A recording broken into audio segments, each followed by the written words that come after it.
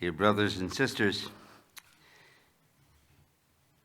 it is now our great honor to present CDU's highest award, the Founders Award, to a very special friend, to Father Robert J. Spitzer, for your great heart and zeal as a scientist devoted to the new evangelization, to help all of God's children to find their path to God, especially through science.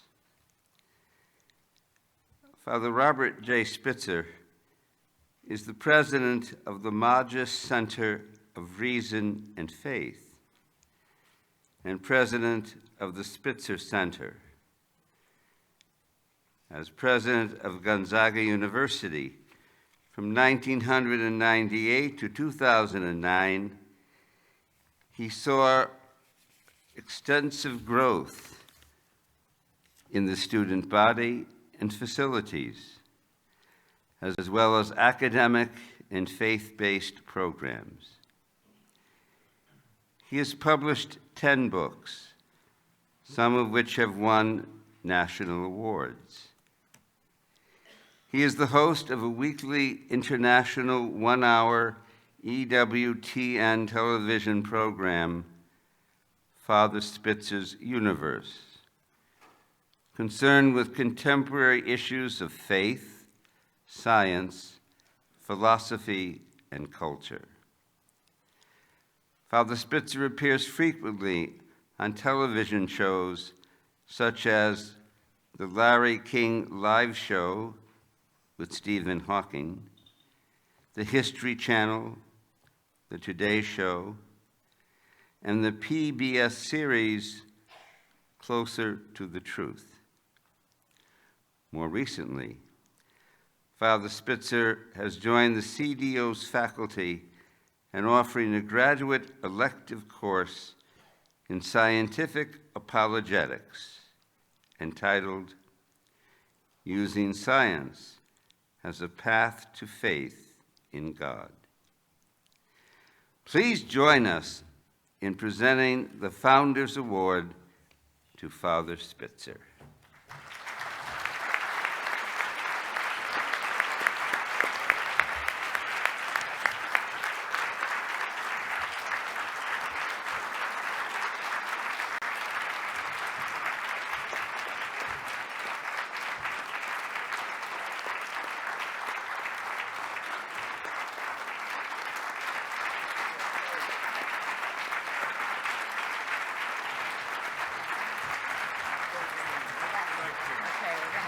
This is the podium right here. All right. Okay, we're going to present the award.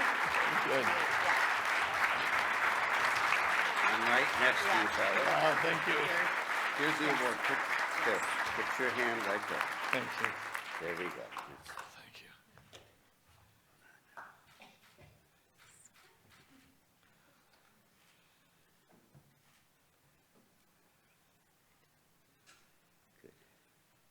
Thank you. Okay, go ahead now. Great. Thank you. Archbishop Broglio, Bishop Burbidge, Bishop Laverty, Dr. Warsaw, Dr. Mount, boards of directors, and distinguished guests. It's truly an honor to receive this award, an award that I will cherish and an award that will mark the beginning of yet another relationship with Catholic Distance University to continue to look into the area of apologetics, particularly scientific and philosophical apologetics. I'm deeply, deeply grateful that you thought of me, and I'm deeply grateful that this apostolate is being recognized. What I wanted to do tonight is address first a little problem, but then talk about the multiple solutions that are out there to resolve the problem and how we might be able to mark a path there along with Catholic Distance University. First, the problem. As you heard today in multiple speeches and also in the videotape, About 40.2% of our Catholic young people who are going to church will leave not only the church, but will leave belief in religion, becoming either agnostic or atheist. 40.2% between the ages of 15 and 35. Pew Survey 2016. Not good news. One question will determine why 50% of them made that decision. Just one question determines it. And that is the question about the misperception about the dichotomy between faith and science. So that means that over 20% of our kids are going to leave their faith and maybe belief altogether because they perceive falsely that since faith and science are contradictory and assume that science is truth, that therefore faith must be false. They fall away first to apathy, then to a kind of agnostic spirit, and many of them to atheism. And once they leave, as the Pew Survey further notes, it is much harder to get them back if they leave before the age of 25. This is a kind of a bleak outlook. However, we have the truth on our side. Faith and science are in no way contradictory. In fact, what we see is almost a conspiracy of divine providence that is leading to science pointing again and again to a creator, pointing again and again to the resurrection of Jesus, pointing again and again to a transcendent soul, pointing again and again to the marvel, the intelligibility, the mathematical symmetry, and the beauty of creation. And all in it, the hand of the Creator. Now, this is a remarkable thing, so you might be thinking to yourself, well, what, for example? I'm just going to give you a quick survey of about 8 little items that are just going on right now. It'll blow your mind, actually. And frankly, we've been beta testing this with a group in the Modular Center, with a group of groups of high school students and middle school students. It blows them away. Here's some examples. Number 1, the Board of Lincoln and Guth proof, coming from 3 very fine physicists, Arvind Borde at the University of California, Santa Barbara, Alexander Vilenkin, the director of the Institute of Cosmology at Tufts University in Boston, and Dr. Alan Guth, who is the high chair of cosmology at MIT University and the father of what's called inflationary theory, very important theory within contemporary Big Bang cosmology. All of these guys, they got together in 2003 and presented a proof called the BVG proof, the Board of Lincoln and Guth proof. And what does a proof do? In essence, it shows this, that there has to be a beginning, not just of our universe, because of its expansionary rate of expansion, but also every multiverse must also have a beginning. We don't know whether there are multiverses, but we do know that if they're possible, if they're going to exist, they have to be inflationary, and they too will have to have a beginning according to BVG. We know also that string universes in the higher dimensional space of string theory, these things disturb young minds, they do. That they're going to have a beginning. Oscillating universes will have to have a beginning. Science is coming closer and closer. When you combine this with the entropy evidence, coming closer and closer to a point where they're looking at a beginning of physical reality, prior to which beginning there wasn't even physical time, prior to which, well, the universe, physical reality and physical time were nothing. And of course, you know from your metaphysics courses that only nothing can come from nothing. And therefore, when the universe or physical reality itself, whether it be in a multiverse, a string universe, or something else, a physical reality itself, when it was nothing, could never have moved itself from nothing to something when it was nothing, because it was nothing and could only do nothing. Now, that's the case, then something else had to do it. And we call that, as St. Thomas Aquinas would conclude, God. That's what we call it. Now, this is a very interesting... This is just the tip of the iceberg, I assure you. I mean, right now we also have cosmic coincidences that are absolutely amazing. And again, the kids are blown away by it. They don't even know this, but the information's been public since 2003. For example, Roger Penrose's great number, and this, of course, is a number reflecting low entropy at the beginning of the universe. Just trust me right now, if we did not have very low entropy at the beginning of the universe, we wouldn't have sufficient energy within the universe to allow a life form to develop, let alone be maintained and evolve. So what are the odds against low entropy in the universe? Very simply, 10 raised to the 10 raised to the 123 to 1 against. That's a double exponent. That's the same odds as a monkey typing the entire corpus of Shakespeare by random tapping of the keys in a single try. We would call that highly improbable. Now, if that's the case, if we need low energy for any life form to develop, and the odds against it are the same as a monkey typing the whole corpus of Shakespeare flawlessly in a single try, we got some splaining to do. And the key thing, of course, is if the splaining ain't an intelligent creator, do you know how many universes you're going to have to randomly generate in a multiverse in order to get this? Yeah, we're dealing with not just trillions upon trillions, we're dealing up with so many zeros in a number that are, if every zero were 10-point type, the entire solar system could not hold that number. That's, as Paul Davies once described it, that's like bringing, excess baggage to cosmic extremes. A violation of what used to be called Occam's razor. But there's substantial evidence of a supernatural mind. Oh, but science is going deeper than that. As you know, so many of our students are closet materialists, right? I mean, they really believe that they're reducible to atoms and molecules, nothing more. This should be of no surprise. The Pew Survey has talked about this for years.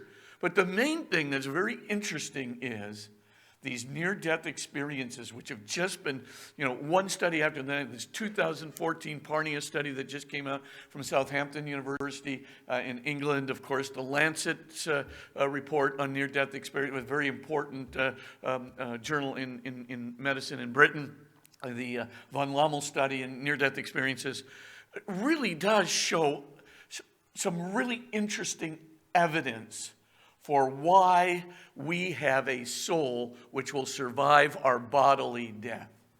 And one of the pieces of evidence, among many tens of thousands of veridical data that have been examined by independent researchers, just one of the pieces of evidence is that 80% of blind people who were blind, most of them blind from birth, for the first time, see when they're clinically dead.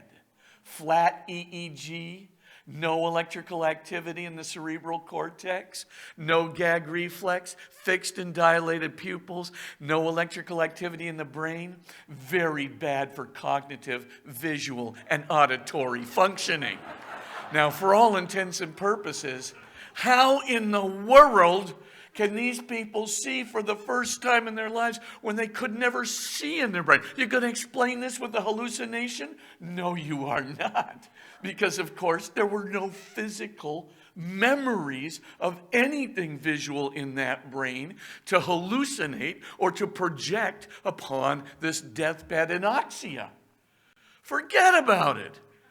What we're dealing with, I think, is completely outside of the realm of physical explanation. There's a transphysical soul which is going to survive bodily death. And now you have the studies of terminal lucidity. They're being done everywhere. University of Pittsburgh, Harvard University, right? University of Vienna. I mean, the terminal lucidity, if you're not familiar with it, is very fascinating. People who have had Alzheimer's or severe dementia over a long period of time obviously have a severely atrophied cerebral cortex and frontal cortex. These can be verified, right, by MRIs and so forth. Now, once you see, a person in that state, you pretty much are thinking That's not a physical brain doing the thinking. 1 week before they die, most of them a week before, sometimes a day before, they just wake up and they become lucid. Literally talking, I've got to talk to my relatives. I got to tell them what's been going on all this time. I got to be able to finish my will off. I've got these things to say. I got to forgive these people. I got to have these people forgive me. And they're like completely lucid. I mean, they're like me speaking up here, and they have no cerebral cortex or frontal cortex to speak of. Now, how are they doing that? I would venture to say it's the same cause as the people seeing who are clinically dead. They have a physical, they have a soul or some kind of a soul-body that leaves their body and can see and survive clinical death. But that's just the tip of the iceberg. It's not just the existence of God from science, the intelligence of God from science. It's not just the soul, and it's not just, a transphysical soul surviving bodily death that just completely, undoes physicalism in many ways. It also gets into the resurrection of Jesus. Many of you, of course, have no doubt heard of the Shroud of Turin. Many of you are probably still of the conviction that in 1988 a carbon dating was done that disproved the shrouds originating in the first century. But science has turned that right on its head. Science has shown that the sample that was used for that carbon dating, and it was a single sample split into 3 different places, was taken not from a place on the regular shroud, but was actually taken from threads that were used by the sisters after the fire of Chambray in the 15th century to repair the shroud. No wonder it dated back to the 1400s. Of course it did. The thread taken was from repair work done in the 1400s. Beyond that, we now from science see a variety of new tests done. We've used Raman laser spectroscopy. We also have infrared Fourier transformed infrared spectroscopy. We also have tension and compressibility tests, a variety of other kinds of tests that show that the shroud dates back to the 1st century plus or minus 100 years with a 96% confidence level. We also see now that there are all kinds of external validations, the coins on the man's eyes coming from a special, minting of what's called Roman leptons, small Roman coins, right during the time of Pontius Pilate in 29 AD in Jerusalem. We see also a variety of other comparisons with the face cloth of Oviedo. The main thing, though, is the shroud, without a doubt, is very, very probably dates back to the time of Jesus, the carbon dating being of error. So what's so important about this? Well, it has authentic blood on the shroud. Maybe it's the blood of Jesus. I would submit that it is. But more importantly, it has so many enigmas in that cloth. For example, it's a perfect 3-dimensional photographic negative image that is subject completely to 3-dimensional recomposition because of its exactness. The image never penetrates to the medulla of the fiber, to the middle of the fiber. It's just sitting there on the surface. It can't be produced by a vapor, can't be produced by a scorch, can't be produced by chemicals, can't be produced by any known method. It's a completely unique image. How did they produce it? In 2010, I'll just give you the quick solution. Paolo de Lissaro finally replicated that image on the surface of a fibrils of a cloth like the shroud. It took, he did it by excimer ARF laser, and this is what he concluded. In order to reproduce that shroud, you would have to use 14,000 excimer ARF lasers for a pulsating moment of 1/40 of a second, which exceeds all of the laser capacity in the world. Why do you have to do that? Because if you have that much bright light, and it's going to take a lot of bright light to produce that image just on the surface, you cannot have the accompanying heat energy. So it can't last for more than 1/40 of a second. But the intensity of the light must be several billion watts in magnitude. Several billion watts in magnitude. Now you tell me how a dead body produces several billion watts of magnitude, high intensity light for 1/40 billionth of a second. And by the way, it's the inside of the body that is also transmitted as well as the outside of the body. The bones on the inside, the ribs, the hands, etc., in perfect proportion to the flesh around it. Are you kidding me? How did the shroud manage to get that level of depth into the body?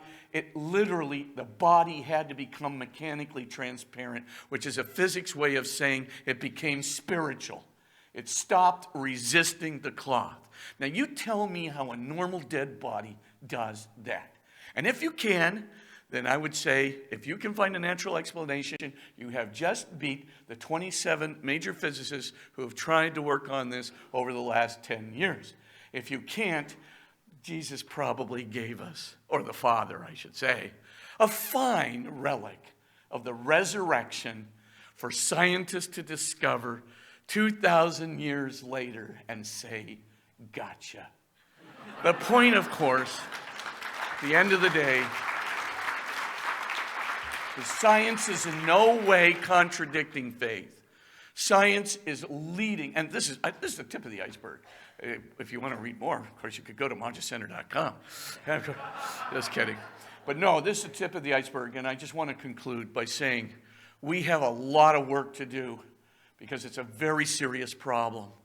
And CDU is going to be a very instrumental part of that work because I'm trying to form a partnership right now for both certificate level, master's level, bachelor's level courses. We can get this information out to catechists, to people who are confirmation teachers, people who are really going to be teaching in the high schools, teaching in other places, so that, of course, this needless travesty and hemorrhaging of faith can be, we can at least help significantly to put it to an end. Thank you again so much for this wonderful award. I will truly cherish it, but above all, cherish the partnership that is continuing to arise out of it. Thanks so much, everyone.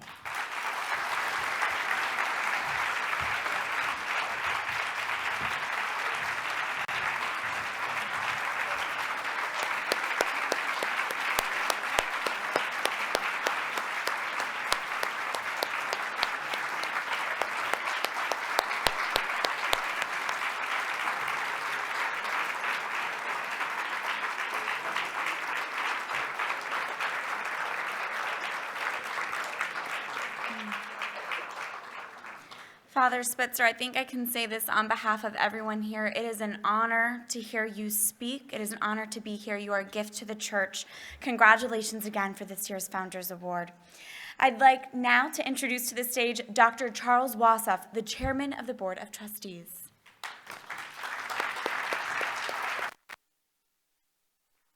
Thank you, Pastor. Thank you, Catherine. You notice that I am untethered. I can talk to you from any place on the stage. Well, first of all, Father Spitzer, thank you very, very much. Wonderful talk.